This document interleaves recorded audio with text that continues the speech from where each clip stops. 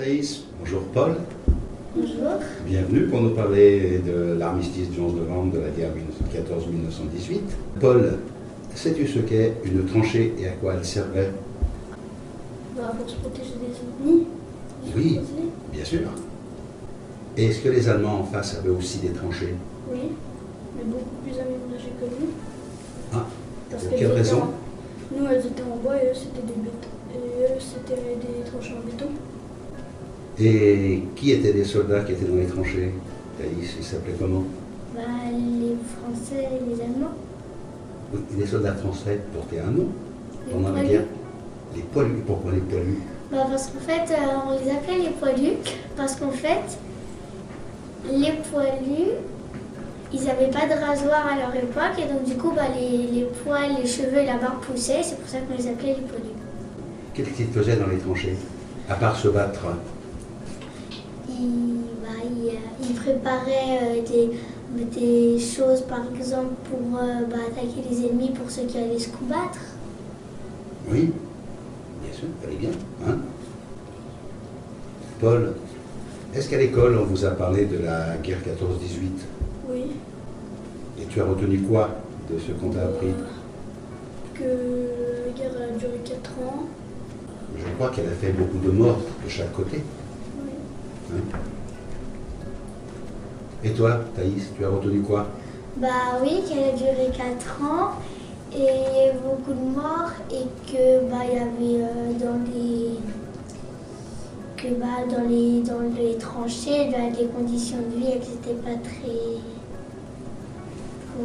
tenables, on va dire, parce que il y avait du froid, il y avait de la boue, il y avait une mauvaise alimentation. C'est bien. Et puis en dehors de l'école, est-ce que vos parents, vos grands-parents vous ont parlé de cette guerre ou pas? Oui, moi, avec ma grand-mère, on en parle beaucoup du 11 novembre. Et avec ma grand-mère, on a retenu que c'était important d'aller au 11 novembre parce que ces gens-là, ils sont morts pour nous, ils se sont combattus pour la France. C'est très bien. Et toi, Non. Paul, dans ta famille, on n'en a pas trop parlé? Non.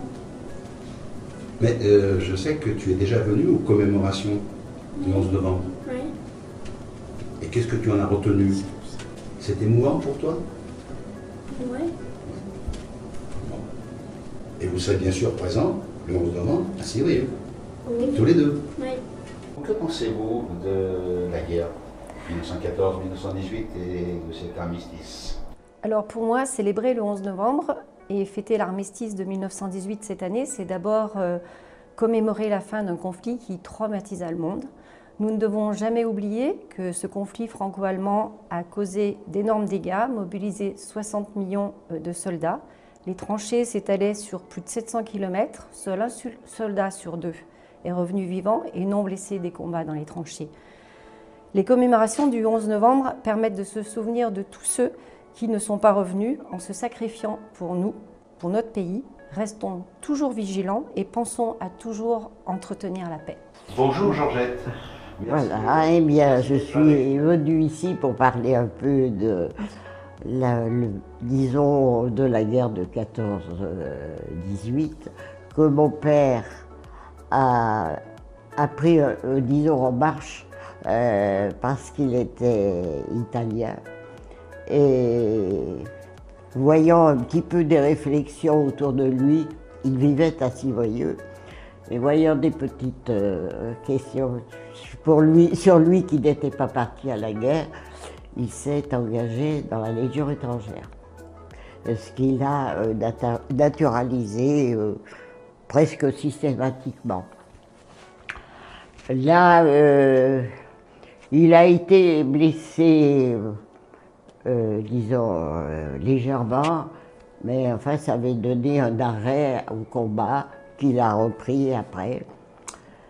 Ma mère était seule avec 2 enfants, mais les permissions n'existaient pas, donc pendant 2 ans, ils ne se sont pas revus.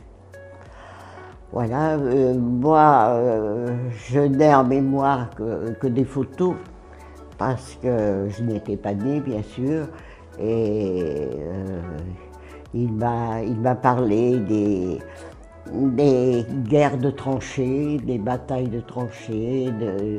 Enfin, il y avait un tas de choses qui pour moi paraissaient presque un jeu, mais pour eux, c'était pas un jeu du tout. Et je me souviens aussi qu'après l'armistice, la Légion étrangère faisait, disons, s'exposait son régiment, place Bellecour, et là, mon père avait tenu à m'emmener pour que je voie. Mais ça, c'était un anniversaire de l'armistice, puisque moi, je suis né en 26. Eh ben, je sors mes origines, c'est de la famille Vernet, de Lisieux. La famille est composée de 11 enfants. 2 sont décédés à la guerre de 14-18. Le jour de l'enterrement du premier enfant, le maire de Lisieux recevait le décès du deuxième, qui a fait part à la famille à la fin des obsèques, qui a été terrible évidemment pour les arrière-grands-parents. Que mon arrière-grand-père s'en est jamais remis. Et un troisième enfant qui a été porté disparu, qu'on n'a jamais eu une nouvelle. Ces enfants sont morts pour la France, ils sont au monument aux morts de Lisieux? Oui. Ils sont inscrits au monument aux morts de Lisieux. Vous êtes un garçon européen, dans votre sentiment, quelle a apporté les différentes guerres qui sont passées en Europe, et notamment celle de 14-18?